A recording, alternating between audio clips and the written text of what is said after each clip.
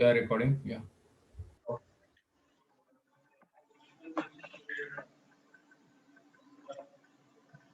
Let me share the screen. Yeah. So our first problem is minimum height trees, and they've given the definition like a tree's undirected graph in which any two vertices are connected exactly by one path. Like in other words, any connected graph without simple cycles is a tree. So you are given a tree of n nodes which are leveled from 0 to n minus 1, an array of n minus 1 edges where edges of I represents I mean a list of these two coordinates, a number here, and indicates that there is an this indicates that there is an undirected edge between the two nodes ai and bi in the tree. You can choose any node of the tree as the root. When you select a node x as the root, the result tree has height edge among all the possible rooted trees. Those with minimum height are called the MH, minimum height trees. So you have to return the list of all such minimum height trees root levels, and you can return your answer in any order. And height of rooted tree is the number of edges on the longest downward path from the root uh, towards the leaf, from the root and the leaf. Okay. Yeah. So here, if you look, four such nodes are given. The This is your MHT, right? This 101213. Yeah. Because if you So will it not be like we will always have a single MST always, or no? if we take the center as a root, that won't that be an MHT? Yeah. So that is what they are showing, right? So the one what Okay. you earlier represented, Mhm. that's number two tree. They are saying it's a minimum height tree, and Minimum. yeah, when you come here, when you are on the third diagram, you circled one. It is almost the same thing, correct? Yeah.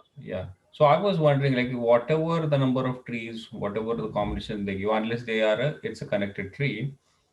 Okay, I assume that it will be a connected tree. So usually you will have only a single MST always.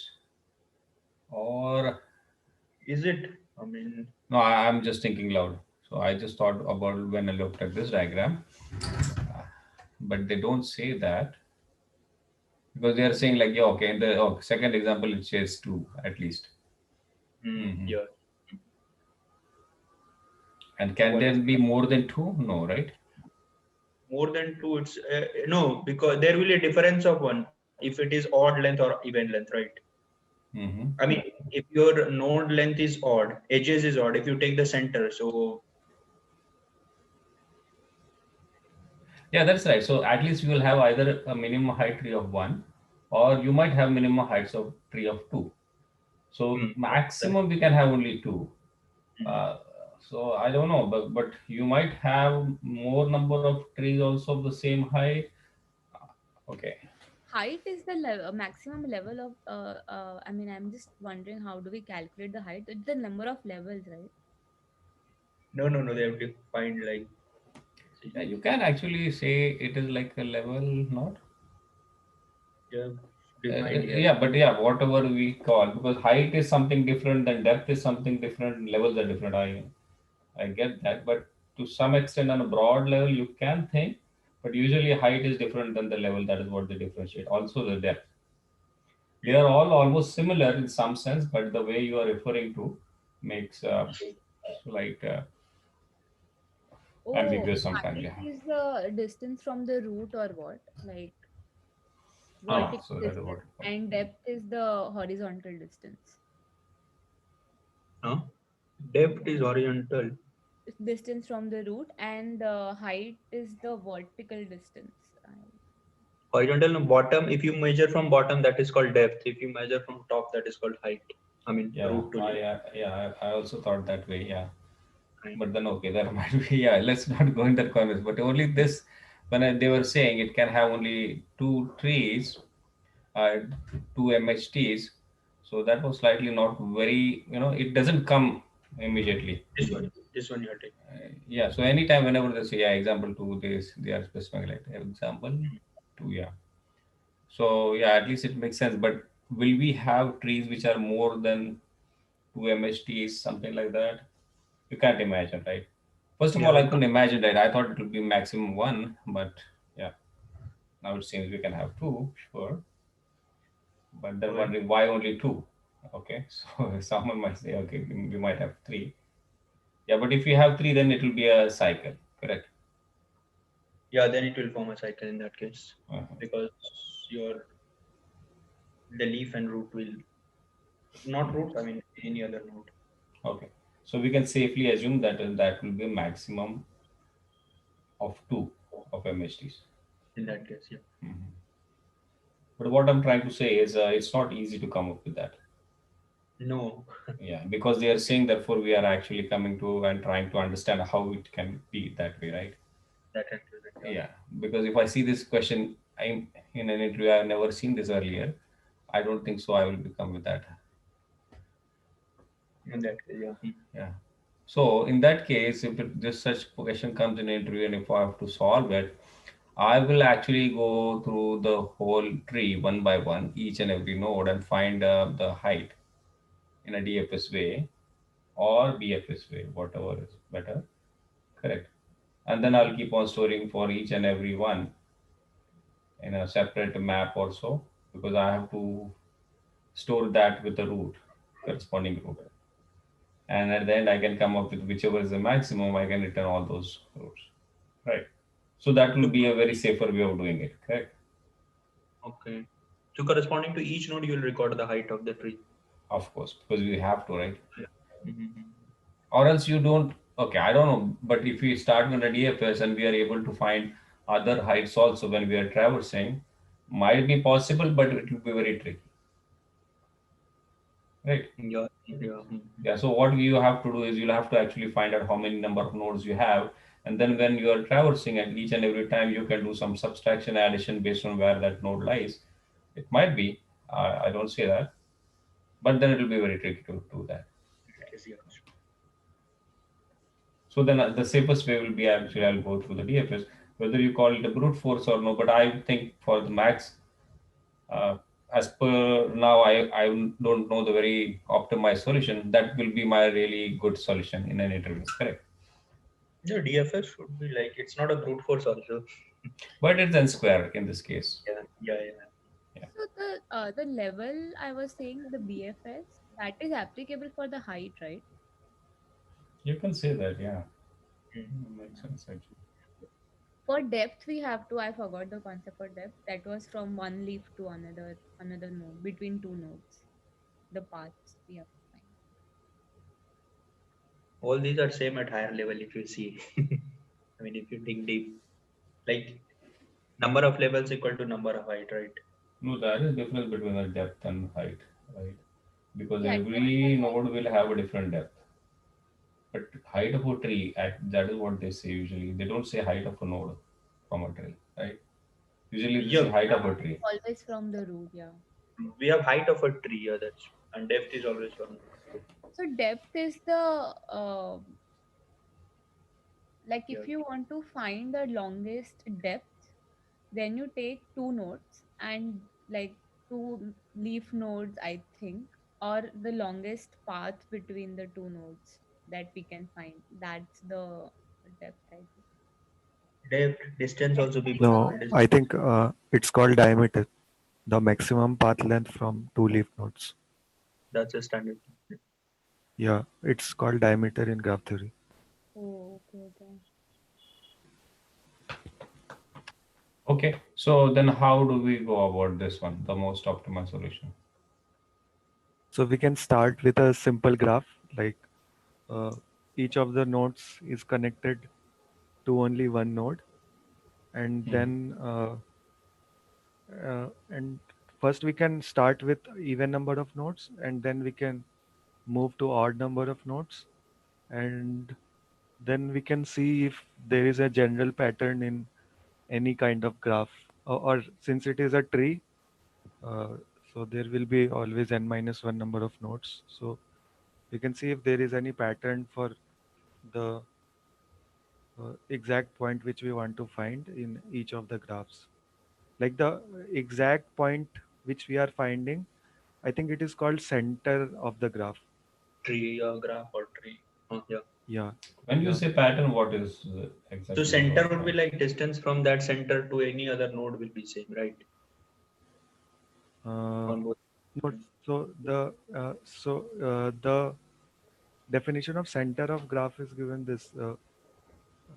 It consists of all the vertices whose eccentricity is minimum. So the distance of all the nodes from the center node. Okay, so the max distance of all nodes from the center nodes has to be minimum, I guess. This is what center of a graph means. But if you have odd number of nodes, then Therefore, he's saying centricity. oh, We might have more than that, yeah. one more I think we'll have. Yeah, more than one. Okay. So what pattern you are thinking of when you said Okay, pattern? so can I share my screen? I Okay. will Sure, start sure. with a simple graph and then we can see for a general pattern. Okay, so this is a simple graph with 5 number of nodes, and here we can see this 3 will be the center of the graph. Since the uh, maximum distance from the center to any of the node is 2 here, and if you choose any other node and try to find the maximum distance, it will be greater than 2 always. So this is why if this graph is given in LeetCode, I think 3 will be the answer here.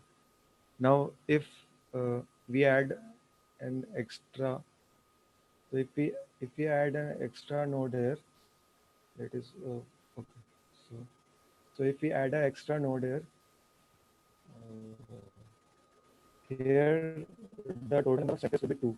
Since 3 and 4 both have Hey, your voice is breaking. uh, hello. Voice is Hello. little bit breaking. Okay, so in okay, so in this graph, 3 and Can 4 you will mute be yourself? the maximum distance. Can you mute and then come again?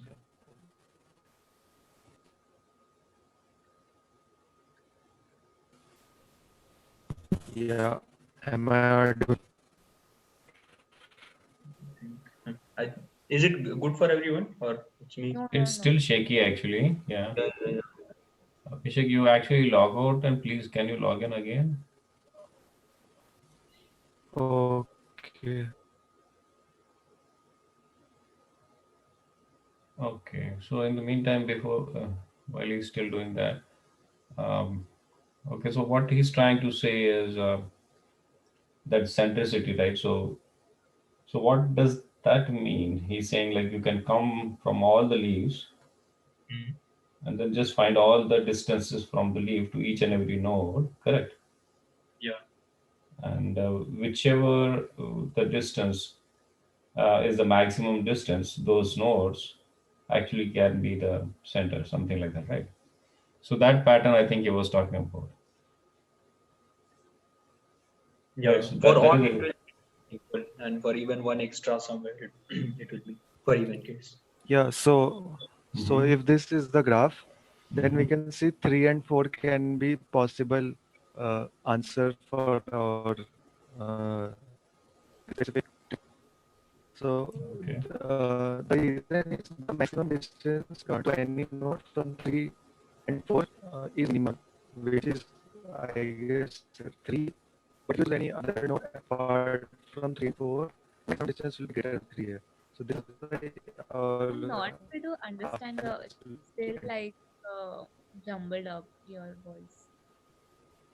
Like your sentences are not making sense because of that. uh, You're still breaking, Abhishek, to some extent. Yeah. Okay. What? Okay. Let me rephrase the way you were saying. You are saying 3 and 4 will still be the two centers because the maximum distance from 3 to 1 is 2 or 3, and 4 to 6 is also the same 3, right? Therefore they both will be the center, correct? Yeah, Yeah, so maximum distance will be taken even for three I think from let us 3 to 6, I others guess. mute Is that max? ourselves, maybe, so he'll be able to speak. Can you mute everyone? And Abhishek, you yeah. unmute yourself and then do.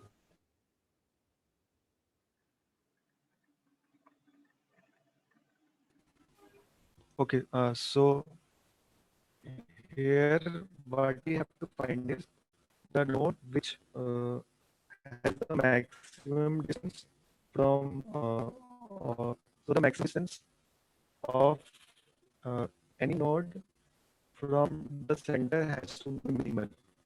So this is what I am talking about. So if we consider 3 here, the maximum distance uh, 3 has with any other node is 6 here. Since the maximum distance comes out to be 3, but if you consider 2, the maximum distance will come out to be 4.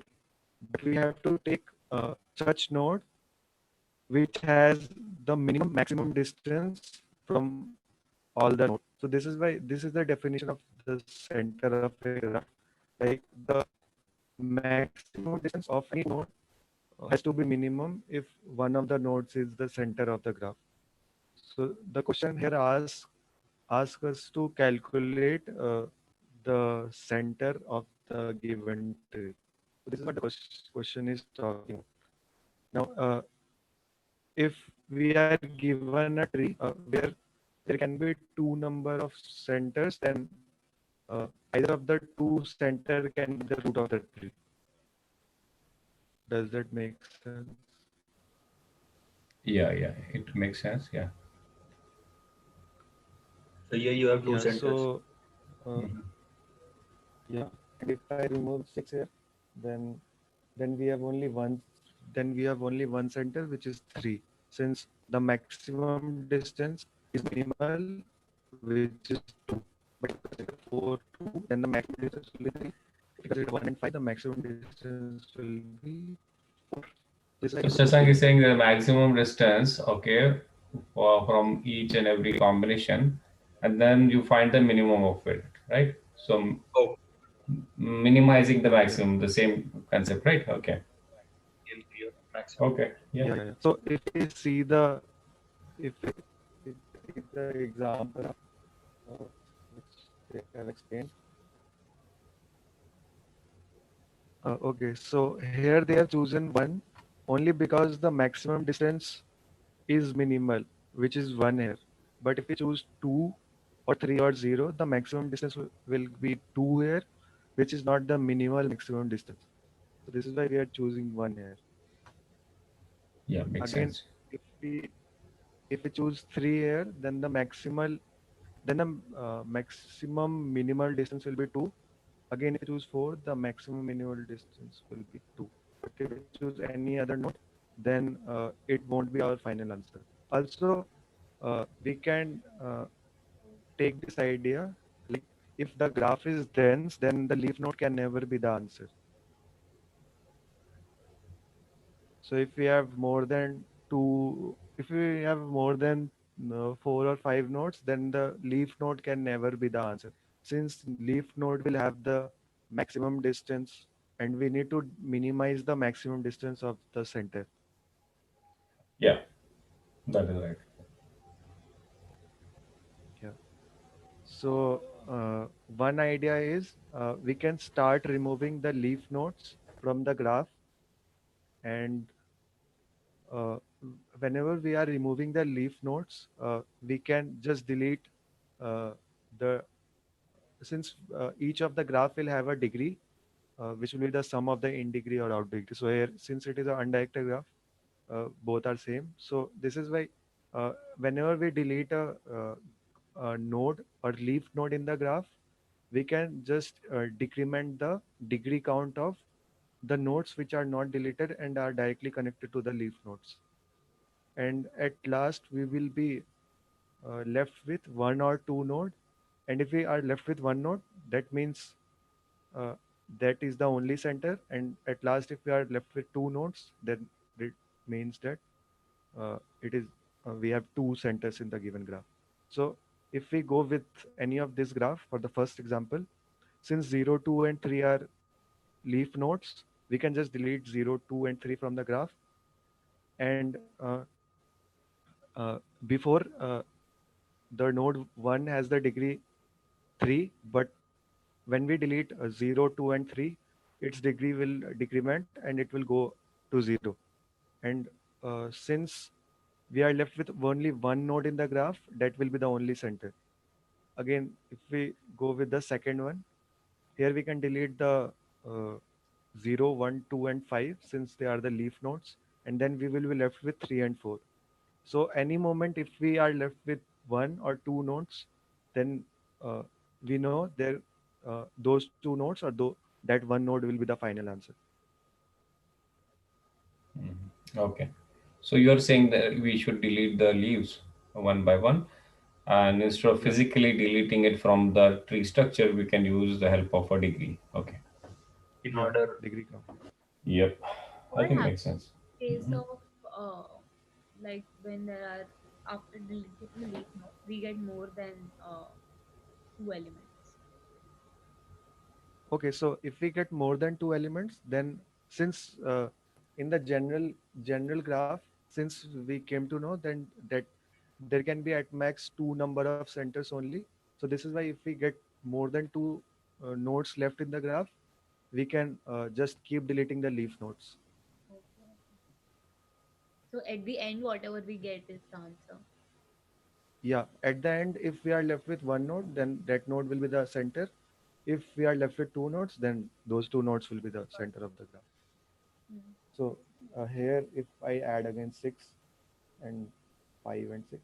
So at first we can delete 1 and 6, then 2 and 5 will be the leaf node. We can delete 2 and 5, then we will be left with only 3 and 4. Hmm. So since we are left with less than equal to 2 number of nodes, this means all the nodes which are left are the possible candidates of center of the given tree. Again, if I delete 6 and we are left with this graph, then we can delete 1, 5, then we can delete 2 and 4, and then we will be left with less than equal to 2 number of nodes. That is only 3, so we can return 3, which will be the center of the given graph. So this is the main idea. Hmm. Okay. Yeah, this is a good tool also, right? CS Academic Yeah, Graph. even I was seeing looking at it too. Yeah, you can actually model Cute anything. animation. The graph just shrunk. Yeah, it's nice. Yeah. Okay, so very well explained, Abhishek. Yeah. So let's go through the implementation quickly. Yeah. So, uh, so this is a answer uh, vector which I declared, which will have the final answer of the given solution. Now, if the graph does not contain any number of nodes, that is 0, then we can just return the empty vector. If the graph contains only single node, then we know that, or even then we know, or even if the graph contains two number of nodes, then we know since we are left with only less than equal to two number of nodes, both those nodes will be the candidate for center. So we can just return by pushing the values of the nodes, and then we can return. So I've missed that case of n equal to 2 here, but Okay, let's but But anyway, you will get it from below, right? Okay. yeah. So this is the adjacency list for graph, and this is a vector uh, for counting the degree of each of the vertex. Now I am iterating through each of the edges, and I am incrementing the degree count of each of the edges. Since it is an undirected graph, each degree will contribute one to both of the nodes. Each Mhm. edge will contribute to uh, the degree of each of the nodes. And then this is the uh, nodes which I am pushing in the adjacency list. Now, if we see the example, all the leaf nodes will have degree 1 since they have only one edge to any other node. So we can start with a queue. So the approach will be a BFS approach. So we can start with the queue, and whenever we can go through all the uh, nodes and check if it is a leaf node, we can push it. So whenever I am pushing a leaf node, it means I am deleting the current node, uh, possibly in the future. It is most probably that I will delete that node in the future. Now, this is a BFS where uh, the number of nodes has to be always greater than 2. If it is less than equal to 2, this means I am left with uh, less than equal to 2, which means I am left with the centers of the given tree. Yeah. So first I uh, assigned the size of the queue, and I decremented the count of total number of nodes in the graph with the size of the queue. Since at a moment, all the nodes which are leaf will be in the queue. So this is why I am decrementing the count of all the values which are in the queue from the total number of nodes.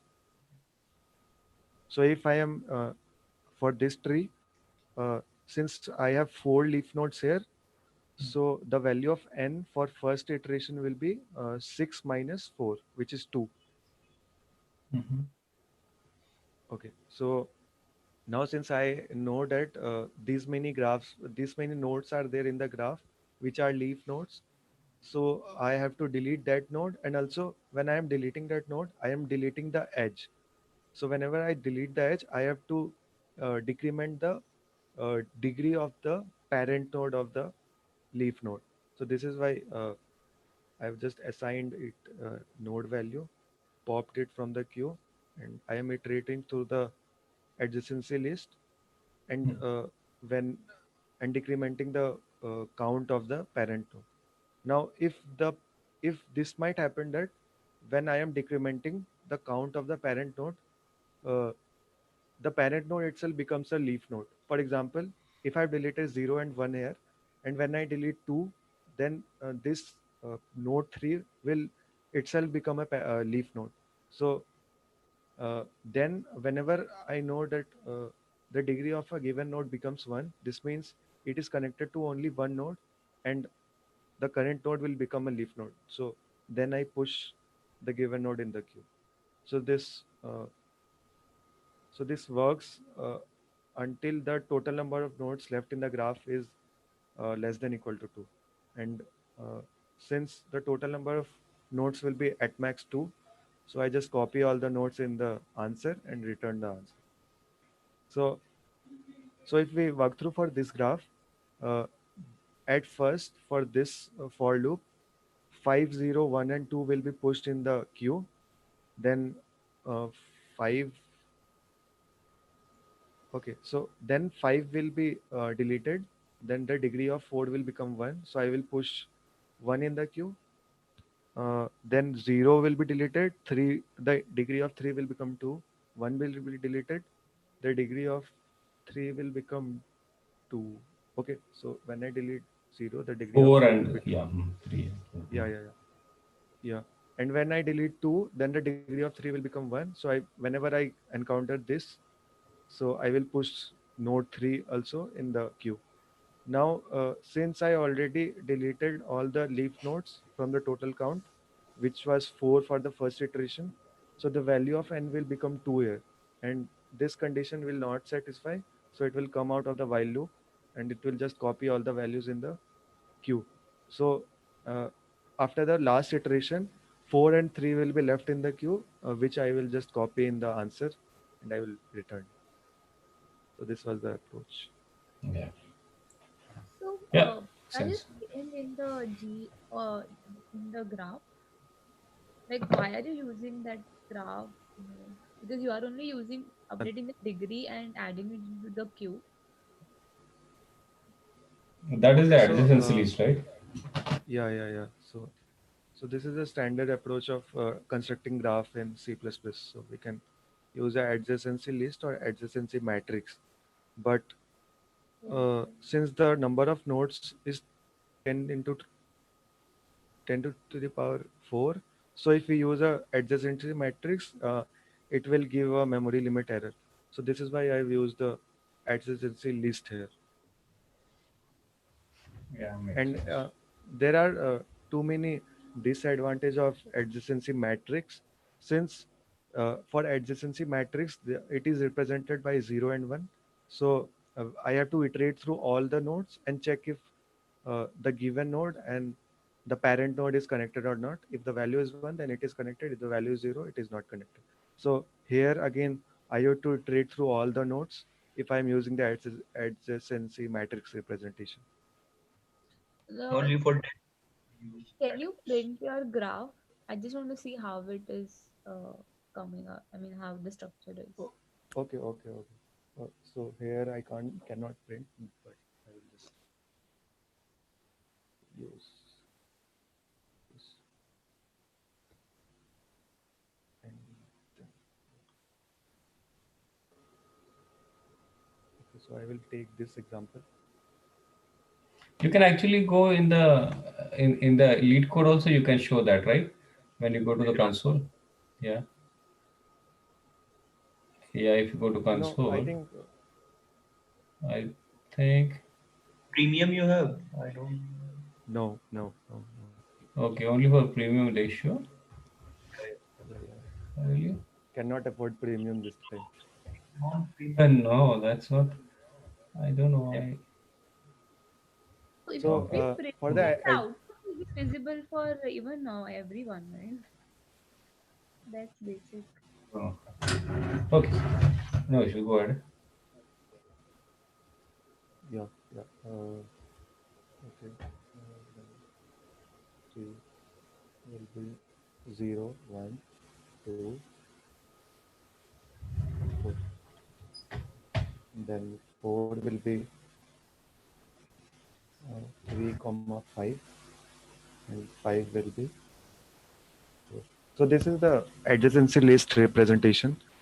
It's actually like a linked list where each of the index points to the current node, and the values in the or the nodes in the linked list will represent the values which are connected to the current node. So here 0 is connected to 1. Uh, is it? No, 0 is connected to 3. Okay, so 0 is connected to 3. This is the edge. Then 1 is connected to 3. This is the edge. 2 is connected to 3. 3, 2.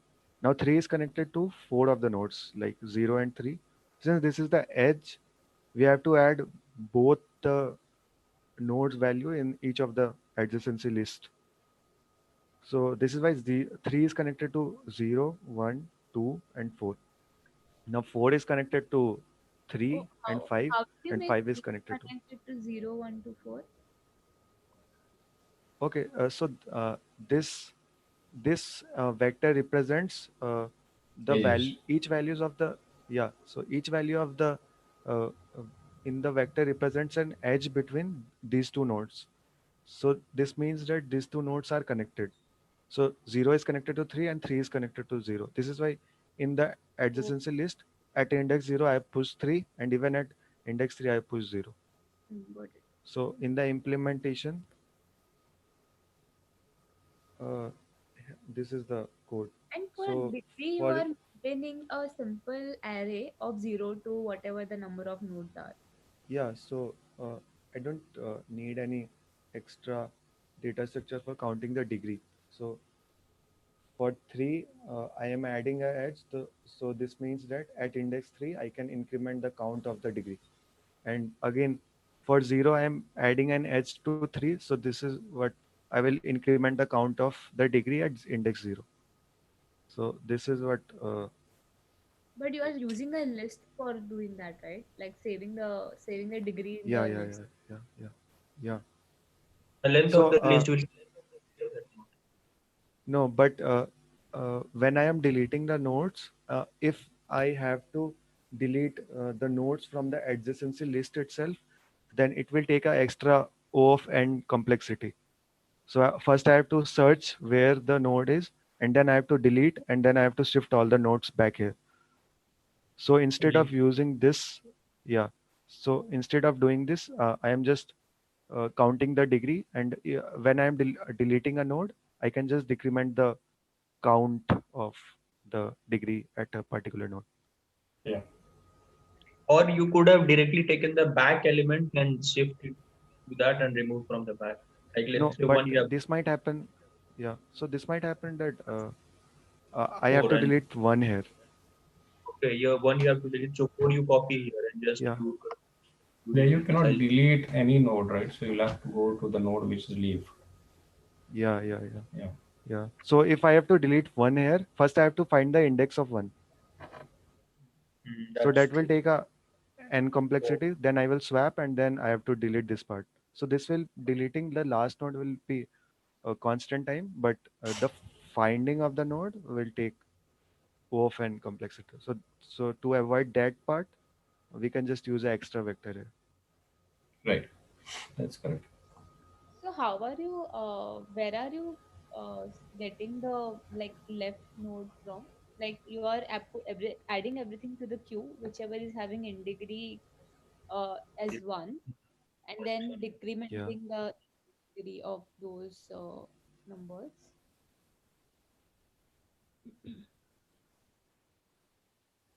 Yeah. Okay. This is good. Thank you. And okay. So Shashank, you had something? oh yeah, I have long back. If we can recollect. Uh-huh. It's like again, I mean, I'm creating a graph. What Abhishek was doing. So this is Mm-hmm. just a construction of the graph, and rather than list, I'm using a set. I mean, in adjacency list, Okay. and I'm just collecting all the nodes in a set. Like if the length, I mean, if the length of the set is what you say corresponding to that node is one, that means in degree is one. Those are the lives, right? So I'm Okay. just putting all the nodes into the here.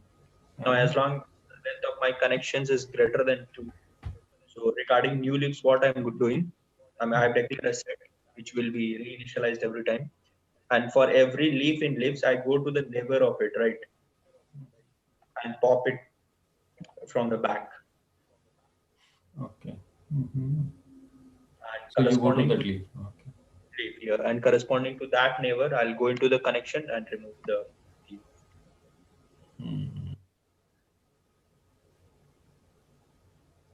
Mm-hmm. Okay. So the connections, it's an adjacency leaf, but you go to the leaves because you are coming from okay your set, which is actually like a queue. The leaves is a queue. Kind of, yeah. Okay, and then you next time when on line 11, you are trying to construct another queue based on the previous leaves queue, right? Whatever you have said. The set will Like, new set. and then you are going through each and every queue. That will be each and every leaf, and then that leaf you will go in the adjacent leaves, keep on removing it. Okay, yeah. Particular leaf and just reinitialize your leaves. Hmm. And at last, whatever the adjacency list, I mean that hash map keys are there, just take it into a list and then return. Okay, so that is the reason you could do that also, right? Yeah, Okay, because anyway, adjacency list is created by you, so you can destroy it. that end, yeah. Okay, makes sense. Okay. Well, yeah, Abhishek also could have, yeah, you could also do it this way, right? Yeah, should be possible. Because I didn't understand it because you can go to the leaves, each and every adjacent leaves, and from there you can pop back, correct? Yeah, I yeah. think Something like that. he didn't do it to improve the time complexity. Yeah, he used more like a separate vector.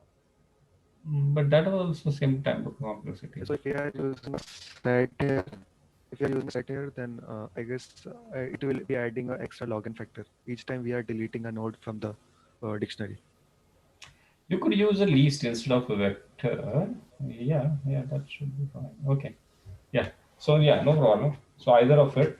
So set Set would be type. a login. Yeah, that is true. Yeah, so if when we implement a graph in C++, we try to avoid using set. Right.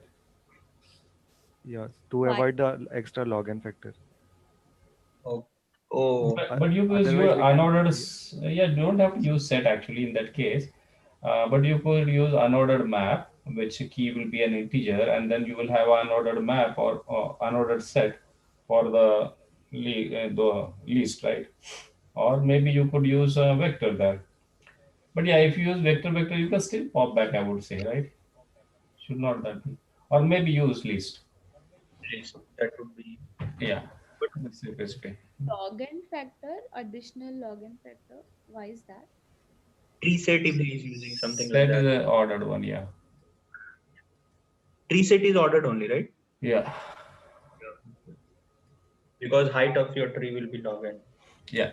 So, but is the easiest way would be to use degree, because in this case, if you mess up with all these removals, then I think, in the, yeah, Easier. now Yeah. it is good. We are in a very relaxed environment, so we can actually get to know all these issues. But the best Mess would up. be to use a degree. Yeah, I like that too. But this is also good. Yeah. Actually, I want to, Abhishek, can you show your code once? I want to see what you are returning, like where you are saving your notes Actually, in the he's graph. actually pulling it from the queue and then creating a separate vector and then returning it. Right, Abhishek? Yeah, yeah, yeah. After the while iteration is done, I will be left with at max two nodes, so I can just pull out all the nodes from the front of the queue, and then I can return the final answer vector. Well, Yeah. You- Here, if you're done with this. oh, you want to show? No, no, I. Okay, Abhishek, if you want to show it quickly to her, yeah. Sure.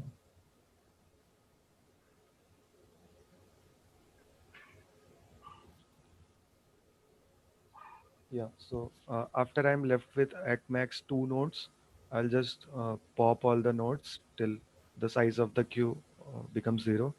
So I'll uh, put push back the front of the queue and then just pop the element from the queue and then return the final answer.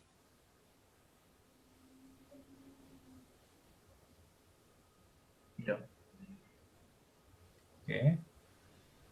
So Shashank. this looks like a Kahn's algorithm, right? Yeah, In The so topological sort. yeah, topological sort. So even if in topological sort, whenever the degree becomes one, we just push the values in the queue. That will That look is like about Zero. Or degree zero. yeah. Oh, okay. It's degree zero, I guess. Yeah, Yeah, degree zero. yeah. Yeah, therefore it is a modified one, but it's very difficult to come up with this, right? So, Yeah. Yeah, otherwise we have to find of distance of all the nodes, like the maximum distance of all the nodes, and then we need to return. So either way, we have to find DFS from all the nodes in the graph. yeah. Yeah, but now at least we know this. So if someone asks this, that's meant it will be easier to come up with. That's for sure. Yeah.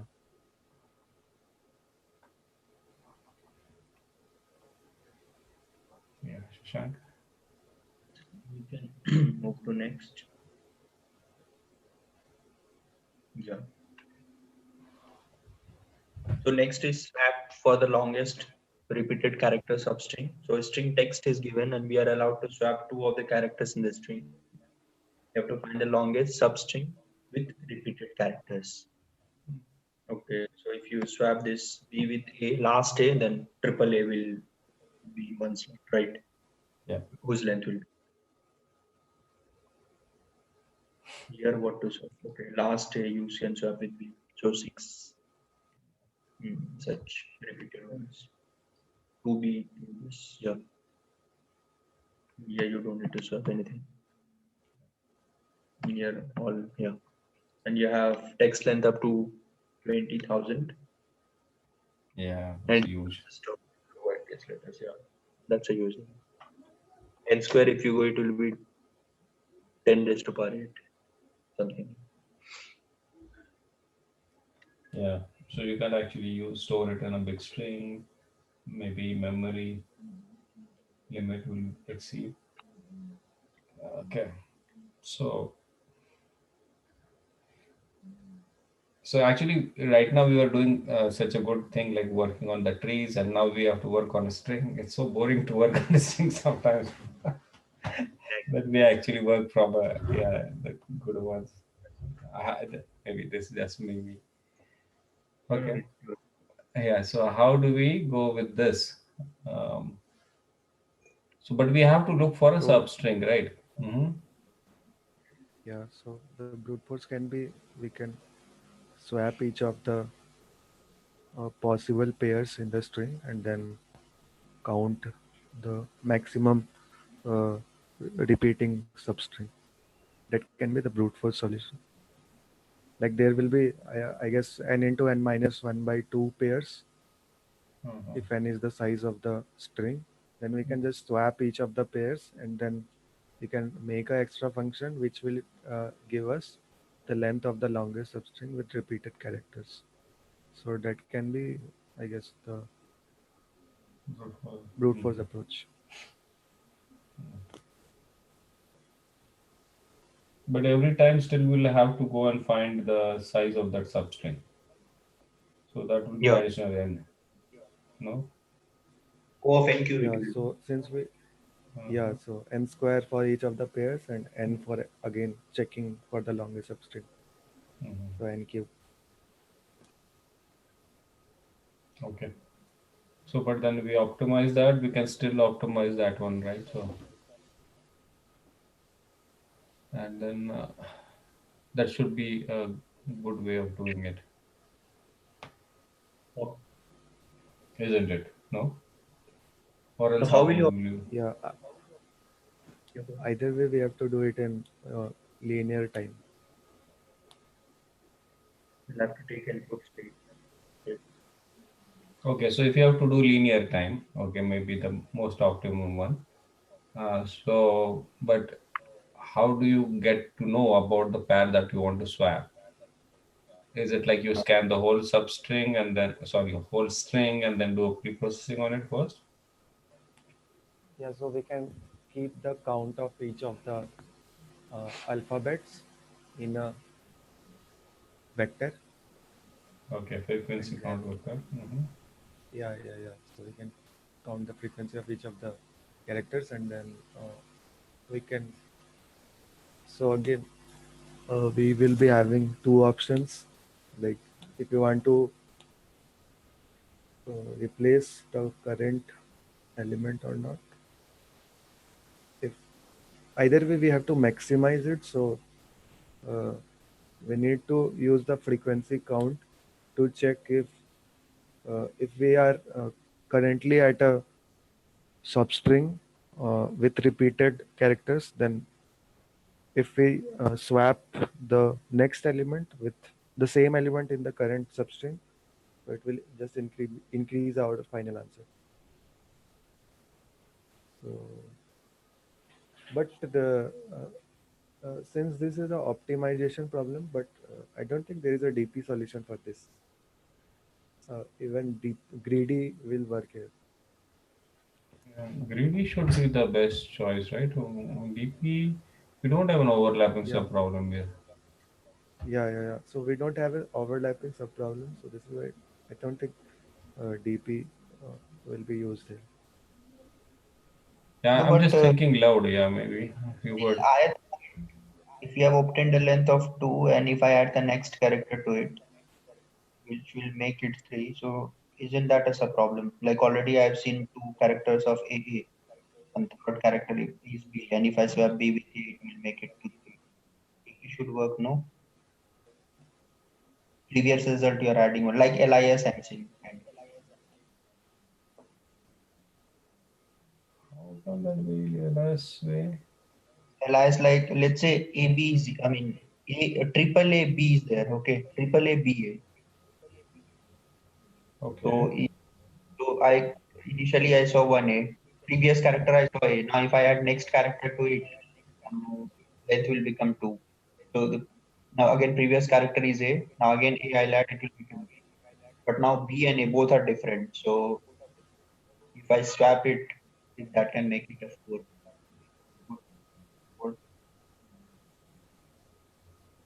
I'm not sure. I'm saying like this is A, this is A, this is A, this is B, right? And this is A.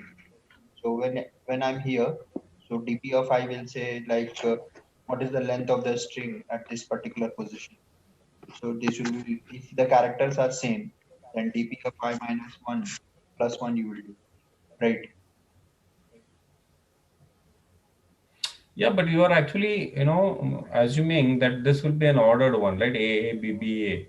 But if you take the last example, or maybe some other example, it won't be, right?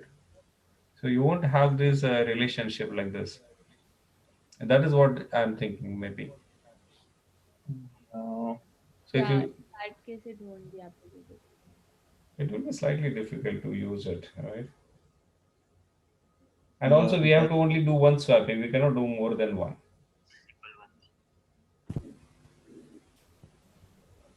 Yeah, yeah. so I will give, so I can try giving the greedy approach.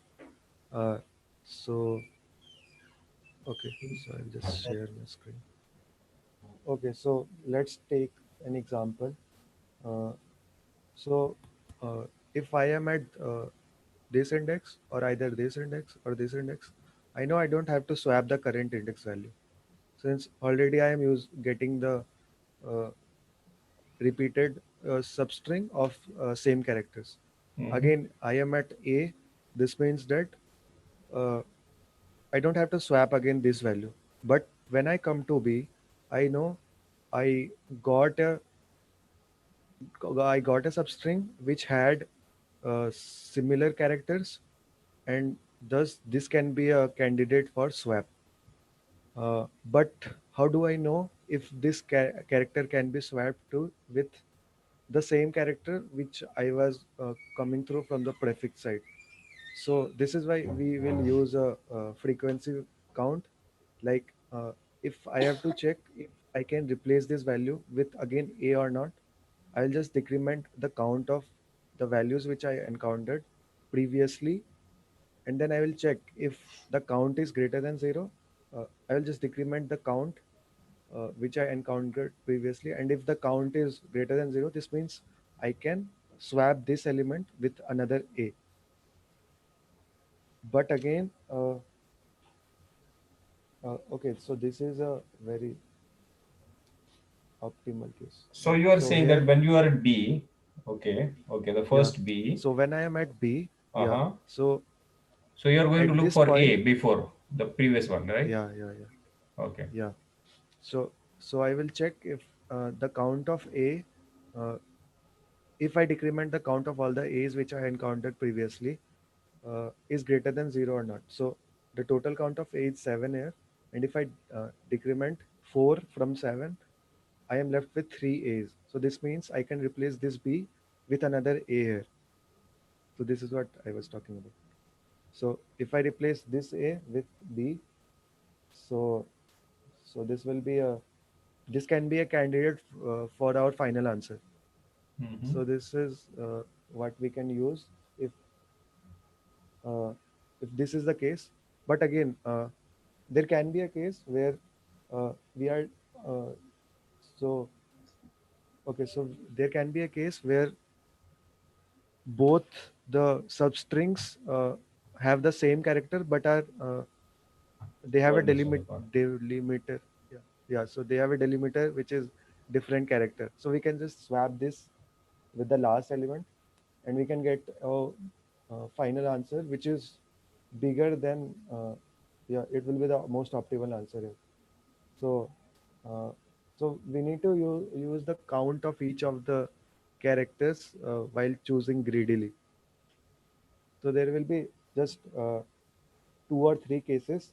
Like so this is the first case where if both the substrings have the same character and are separated by only one different character, we can just swap this character uh, and we will get a final substring which will be longest, uh, and that can be a candidate for our answer.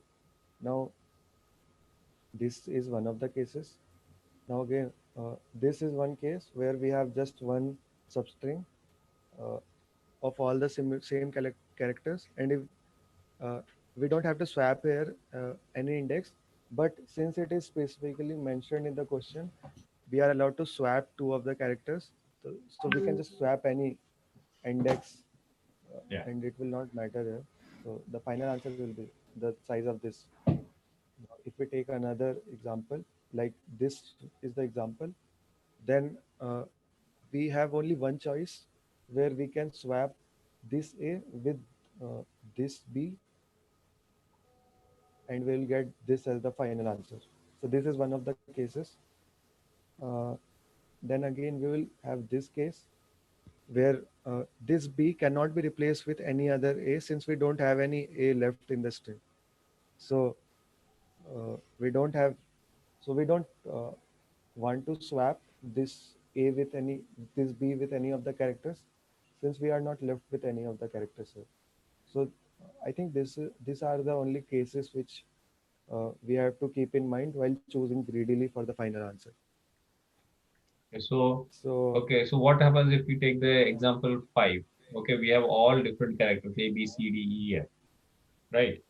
okay, So in that case, yeah. the answer is going to be 1. So this will be, yeah. Hmm. So this will be same as this case, since we don't have any A to swap with this B. So this will be one of the candidate for the final answer.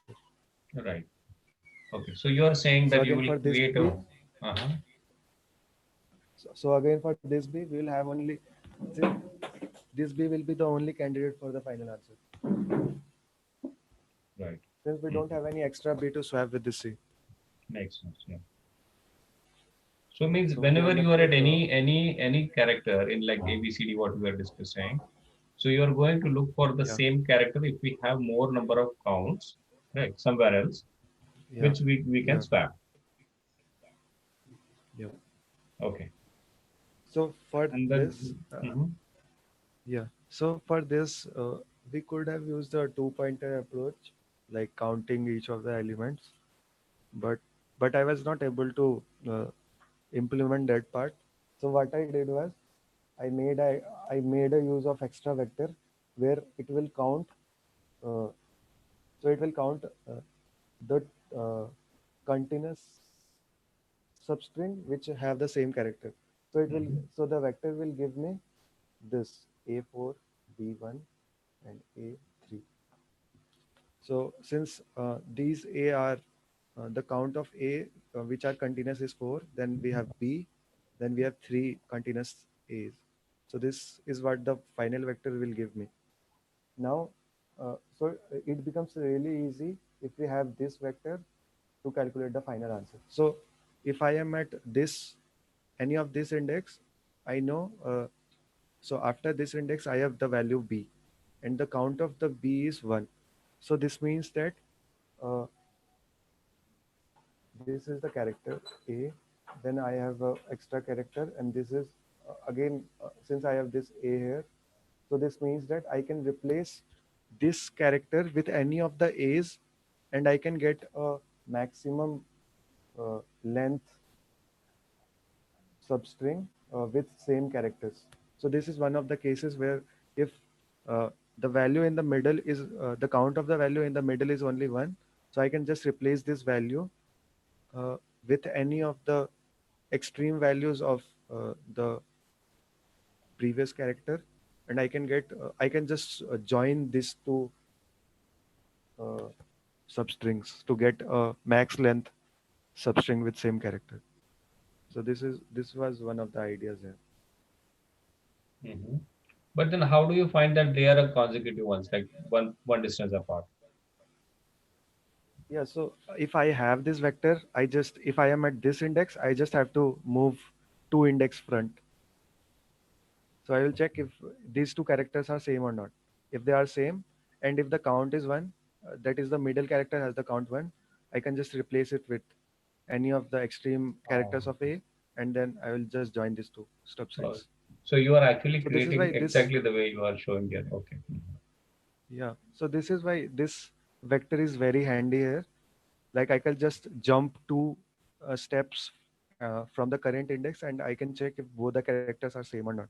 If it is same, then I might have the possibility of combining these two substrings and get a l- longer substring Hmm. with same characters.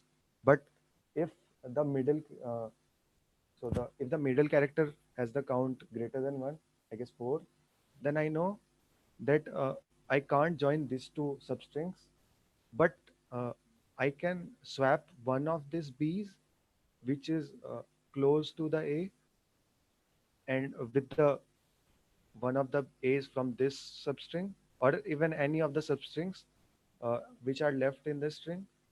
uh, so I'll get this a5 and a2. So yeah, yeah. So And similarly, then you will have to this can be go the to the last yeah yeah one, right? So yeah yeah if this was a bigger string, then you still have to go through the whole array to find what will be the maximum value, right? Okay.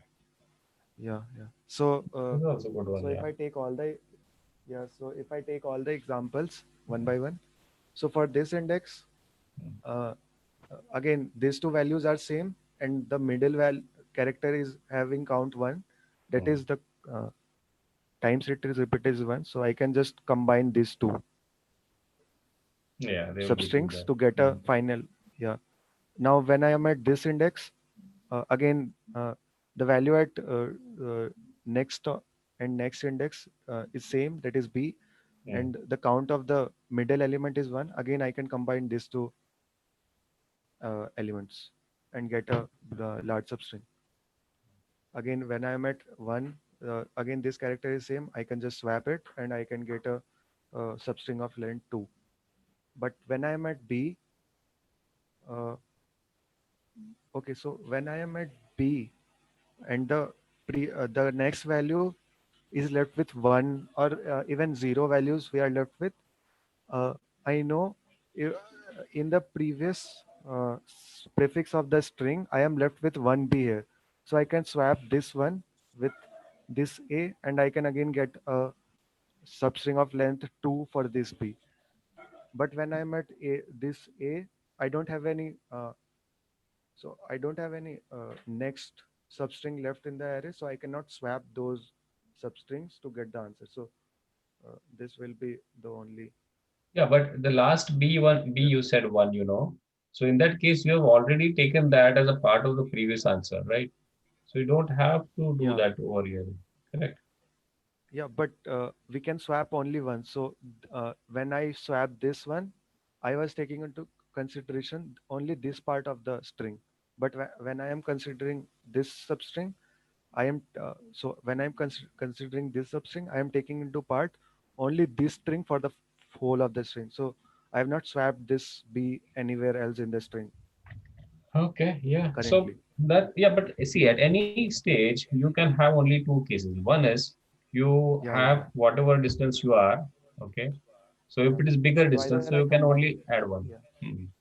yeah, yeah. So either I combine, like here I can combine these two substrings since I have only one element in the middle. Hmm. So here, if I am at index A, okay, if I am at this index, I can see the next to next character is A again. So I can just, and if the count of the middle element is 1, so I can just swap it with the extreme value. So this way will be at the last of this substring, and these two substrings will get joined here. So I can get a substring of length 6 with all the characters A. Yeah. So this was example 2. Now, okay, so this is an example where the middle element has the count greater than 1. So when I am at uh, this index or this index, I can see the count of the next element is 2. So I can't combine these two elements. But I can see I can swap this the extreme element with this b so that I can get a substring uh, of length plus 1 of the current value. So it will be 3 plus 1, that is 4. So these are the two cases you have. That's all, right? So you Yeah, yeah, keep on yeah. iterating through the whole So array, yeah, and the way you are doing, you yes, actually do a pre-processing. yeah. So yeah, yeah. Yeah, So so this that is will a be edge another case, case right? where yeah. So this is the edge case where we just have one element. So in the vector, I will just have one element, Mhm. and I know I don't have to swap any of the values in the string. But since it is mentioned, I have to swap one of the indexes with another index. I can just swap any of the same index with same values. Hmm. So uh, that really doesn't matter, but just for the sake of swapping, I can swap these two index value. Yeah. So So again, here I will just start get the with you can answer back. initialize your answer always with this value, and then you can Yeah, start. So anyway, you have to initialize some value. Yeah, makes yeah. sense. So yeah, and this is the final one when you pointed this out. So when I Hmm. am at this index, uh, I can see the next value has the frequency 1, but I don't have any character A in the leftover string. So I cannot swap this B with any of the A's in the current string, since I don't have any A left in the string other than this. Yeah. And now to Again see, for like B, if you have two A's, okay. So in this yeah, case, you don't have. But now, if you want to find out, yeah, you yeah. don't If have I to have traverse, here, right? But you don't want to so traverse the whole if array. I have, yeah. So if I have a here, I Uh, can see the count of total elements of A is 2, and when I subtract this value, that is 1, I am uh, left with one value of A. So I can swap this A with this B, and I can get a substring of length 2 with same characters, that is A. yeah. So Yeah. this So I, vector is uh, very handy here. yeah, that's true. But the only thing is, when you want to say if you have another A, you'll have to go to that A in this vector, correct? So can't you club all the Yeah, A's together? but I have already counted all the frequency of each of the alphabets in the string. So I can use that count. Uh, uh, I can use that count for checking if we have any A left in the leftover string or not, other Okay. than moving in the whole string again. Or else you could actually group all of them. But when you group again, you are going to lose the index of where it is Yes, the coming from, order, yeah, right? order will be changed here. But then you can actually add that also, index along with the size of the continuous Yeah, string. yeah, So that will also be one way to yeah, do. yeah, Mhm. we can use. Okay. So, So I want to show uh, that. yeah. So this is the implementation. So this is the vector which I was talking about. So it will keep the character Mhm. for the first and the count as the integer. Then this is the count of each of the uh, characters in the string. So first I increment the count, and then I check if current vector is empty. I just push the current character and the count as one, since I have encountered only once.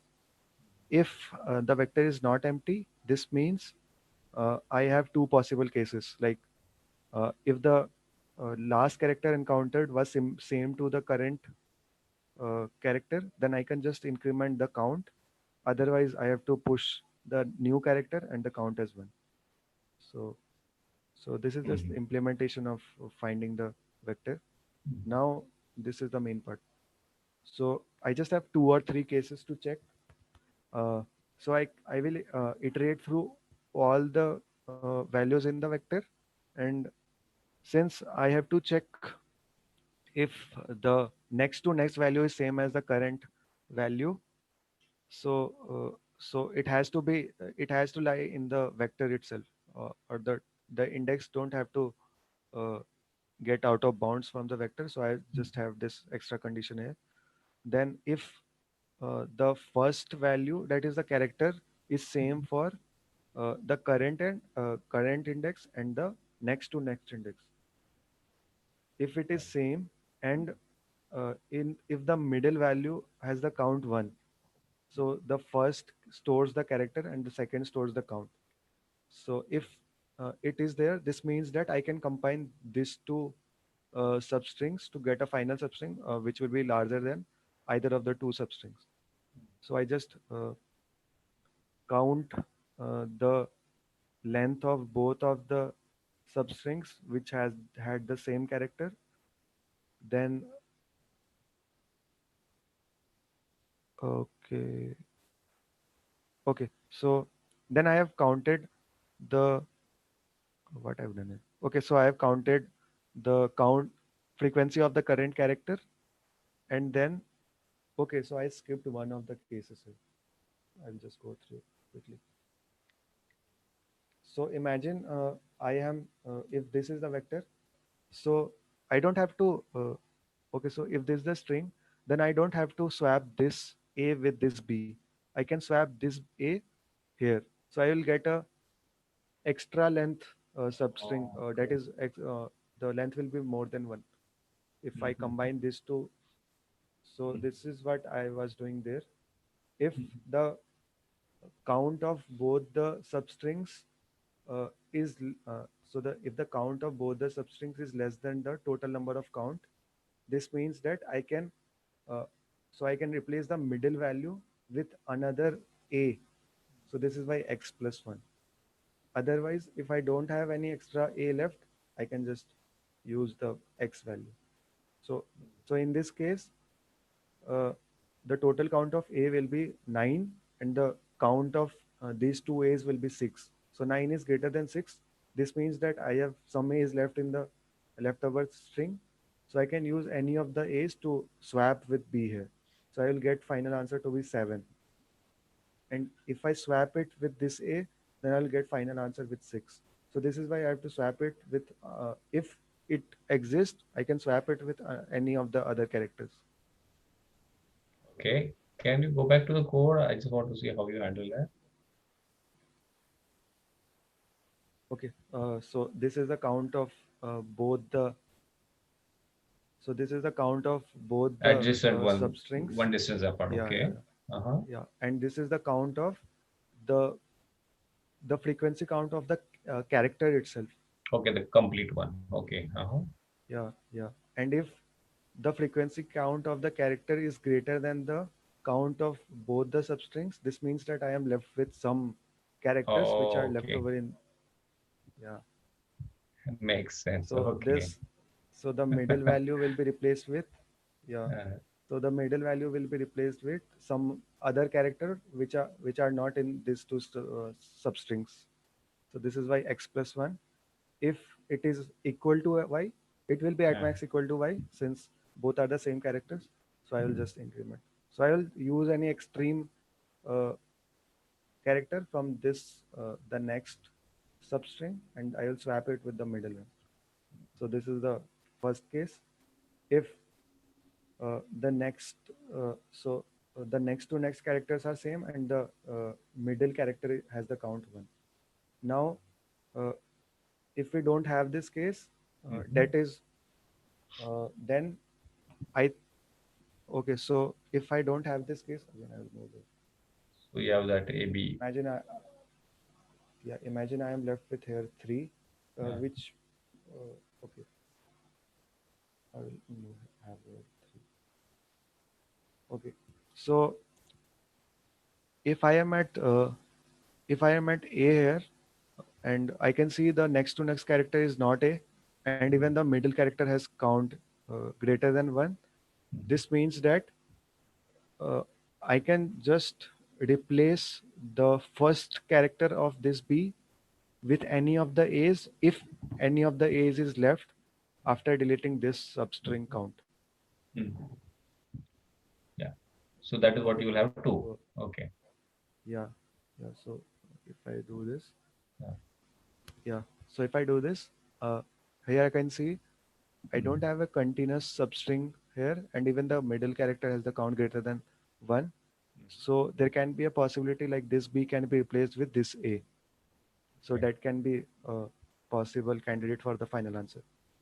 Hmm. So again, this is why I just count the frequency of the current substring, and then I count the frequency of the current character in the complete string. If the frequency count of the character in the complete string is greater, this means I can add plus 1, which means I can just replace this A with this A here, or with this B here, and the final answer will be just the count of A plus 1. So here it will be 1 plus 1, that is 2. And if it is not the case, then I can just Use check that, if whatever is it. it Okay. is the yeah, Mm. yeah, Yeah, that's the only thing what you do on the line 23 and 24. It's slightly tricky, right? Yeah. yeah, yeah, yeah. So it is just checking if the leftover string has the same character left or not. Yeah. Makes sense. So greedily choosing any character if it is left. If it is not left, then just we can combine both the substrings. If this is the case, if we don't have that case, then we can just use the current count of the character of the substring.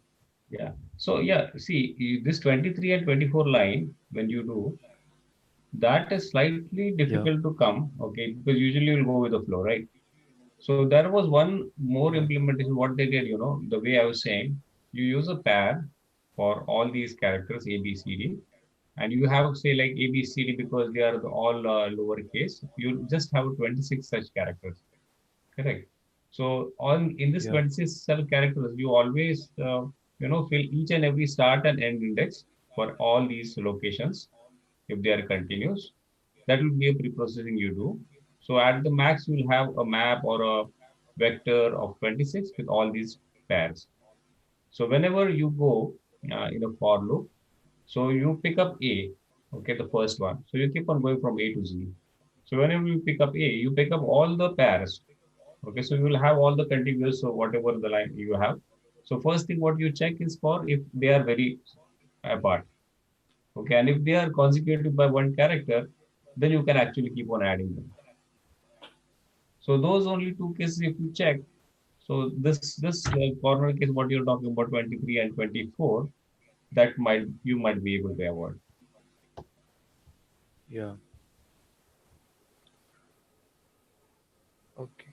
So so I was not able to come with the solution where we can get rid of the vector v here, but I think we can do this.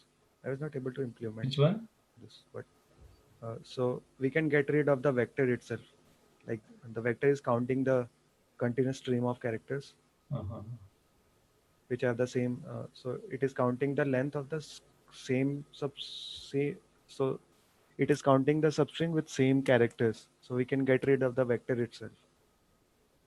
Really? If Okay. Uh-huh. uh, yeah, but I was not able to implement. If I get time, I will do this. Okay. So since we are using a extra space for the vector, Yeah, you can actually. so we can start. Yeah, okay. I'll just leave this.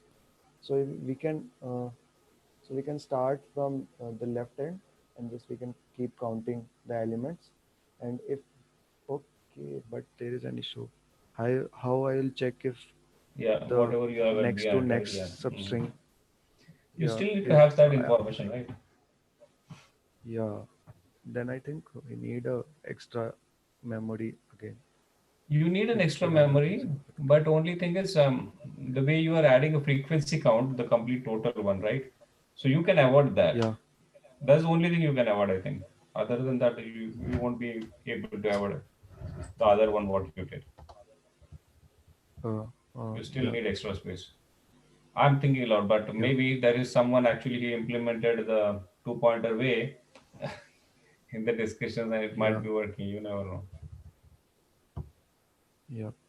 Yeah, no problem. This was good. It's actually it's actually tagged medium, but the even the number of lines is used in the final solution, Yeah, yeah.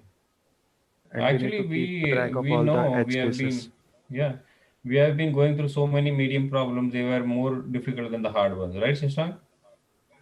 There are some of them. Deceptive they are titles. Yeah, it's not an easy. We cannot Yeah, yeah, underestimate yeah. the medium ones. Yeah, Shashank, what was your? So mine is like I'm just creating two dictionary, one for the text and other I'm filling everything with int. Like for every character it will get updated. And How was that? okay, yeah. So now I'm going through what do you say? Max count I'm keeping for each of the character. We'll get to know here. So the end and the character both. I mean the index as well as the character are that in the text. We are going together. And if Mhm. you find that that character has already occurred, you increase its frequency. as well as also at every at every index iteration, you try to maintain what is the max count of it. And then what we are doing, if my end, whatever is the start and end, like the current index is my end minus start plus one, if that is greater than the max count plus one, then we start decreasing from we start shrinking the window actually,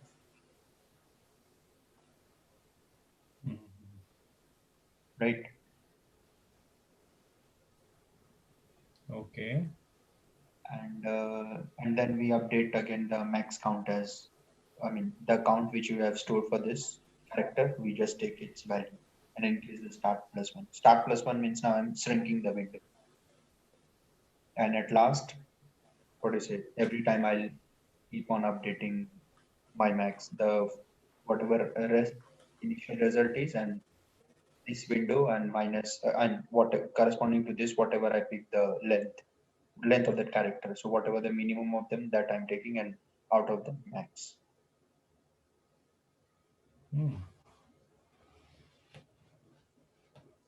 So you're doing everything on the fly.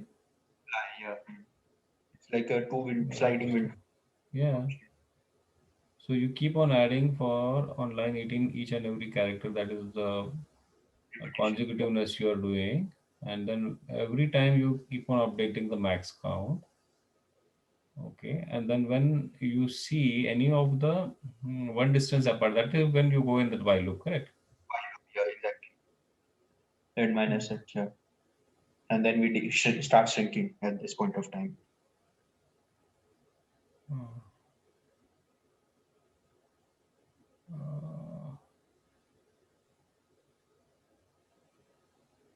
Okay. I'm still not very clearly getting this though, the while loop part. Okay, when you come to n minus start. Let's say example 2, A is 3, right? Line number 8, the count will be, A is initially 1. Now max count will be what? 1 itself. And your start is 0. Okay. Let's annotate it, it will make sense. Okay, so on line 10, when you are saying this, okay, so your end will be the current one, whatever your current index will be, and start will be the very previous one, which is on line 6, which is outside the first for loop. So that is the main one. It will be most of the time it will be 0. Initially it will be 0, correct? So that distance, if it is greater, means you'll add 1 because you have to make that number of size, right? If that is greater than max count plus 1, so it means you are actually going in the second loop. Okay. Okay. I start shrinking the window. I decrease the frequency of that particular whatever character was present at the start. But why do you have to do that? Okay. Okay, go ahead. Because I noted, yeah. for next window, I'll go further, right? It's like this. So initially our A is 1, right? And this is our max. And max count will be what? 1. Now your end minus start. So your end is at 0 and started at 0. 1 not greater than 2, right? So now A will come, it will be 2, 2. Now end will be end minus start, this will be what? And your max count will also increase for this to 2. And end minus start will be, end will be what? 0, 1.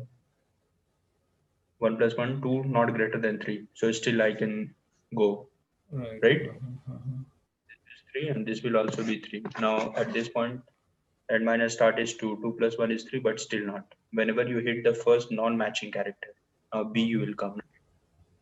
So if you come to B, so count care, for B you will put 1 here. And now max count will be what? Max count for this character you will check, right? This will be updated. This will remain as 3 only. Yeah, max count will remain 3. Now you check your end minus start. 0, 1, 2, 3, 3 minus 0, 3 plus 1, 4. 4 is not greater than 4, right? So then I'll hit 1, 1. So if I hit 1, it will be 4, and your max count will change to 4.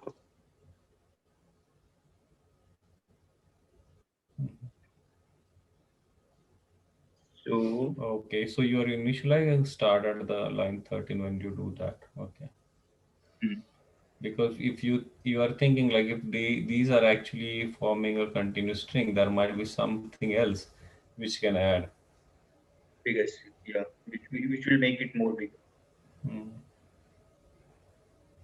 Trying to find the contiguousness in this while loop. Okay. Okay, makes sense. But then you decrement only once on line 11 actually, right? You don't decrement more than once. Your while At loop is one not always going to run more than once. single shift is being done. I mean, what you can shrinking. Again, Yeah, it will, yeah, maybe more than one, but not like huge one. Correct. not more than one on one only. It will be because you have to take one distance apart only, right? Mm. So therefore, the while loop is confusing. If it would have been only if statement, then it would make more sense. But it might be for some corner cases, I would say. Somewhere, yeah. Yeah, maybe the one what example 4 is all A's. No, that All are also will be taken care in 9. 9, yeah. Mm. liberator while loop if all are A's. Mm. Because your max count and n minus start both will, like, max count will always lead if all are same only, right? Mm. Yeah. Okay. It's a good thing to go through this again. No problem. Will you Yeah, we post can. this solution in Discord? Sure. Mm. Looks interesting. Yeah, Abhishek, yours also if you can post in Discord, if possible. Yeah, yeah. Sure. Next is Okay. like defining an IP address. So Uh-huh. IPv4 is given, and you have to return a defined version of that IP address. And it's either every, I mean, a defined IP address replaces every period with dot, this with this, this box bracket and then. So like every dot they are replacing with this. It's normal, right? Just replace this with replace Yeah, the operation. regular expression sort of, right? Or you can split it based on dot and then concatenate by putting. Yeah. Yeah, this looks some straightforward implementation. So through each and every character, if it is not a dot, then you just append it to your answer. But if you see a dot, you just put all these two characters as a opening and closing of that for the dot, right? Mhm. Yeah. Mm. Yeah, but in C++, the implementation will be very easy. And I think the Python also version is not so big deal yet. You can No, easily take care of it. Yeah. But only for Java, I think they will have to use a string builder. buffer, oh sorry, builder, yeah. Yeah. Yeah, so Java they will have to use string builder, but other languages I don't think we can just concatenate the strings and that's it. Right, That's, right. For others, it's very simple implementation. yeah, Yeah. You want to share Shuffle? yeah. I'll just show you my string builder solution. Sure, yeah.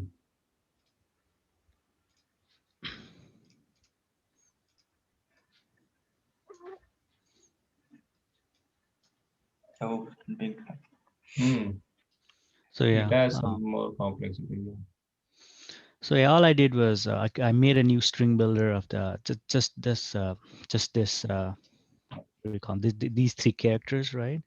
And then I just made my result string builder, and I loop through all the characters in the array. If it's not dot, then we know it has to be this characters. So I append it, and at the end I just return my toString. And the reason we do this in Java is the reason we don't do plus equals in Java is every time because string is immutable in Java. So whenever if I had done plus equals, add in my string, then it doesn't copy the original string. It makes a copy of it, like a duplicate of it, and then copy it. So we're going to be making like multiple copies. But if we do this, string builder internally handles strings as an array. So we're just appending it, and at the end we're just returning it. And that's why the result is like faster. Otherwise it would have been way slower. Yeah. But yeah, Memory also would have been more, right, in that case. exactly. Because each concatenation, we would have been just making a copy of it, to the next iteration and so on and so on. Yeah. Mhm. Yeah. So string is immutable in all the languages, right? No. In C++. In Python and Java it is. Yeah. Oh, C++ it is mutable. Yeah. Yeah. Java is even complex. They have string literals and string. I don't know why it's so confusing, but yeah. I think what's Sasha? I think in Python also we should use, ideally we should implement it like character by character. If we use inbuilt in interviews and all, they will not like. Yeah, you can split it based on dot and then concatenate with what do you say that box Yeah. something. Yeah, I think Shashank was slightly lazy in doing that. So yeah, he will surely do that in the interview, right? Yeah. I'll stop my share. Okay. Yeah. Thank you, Zafar. Yeah. Yep. Yeah, we can stop it.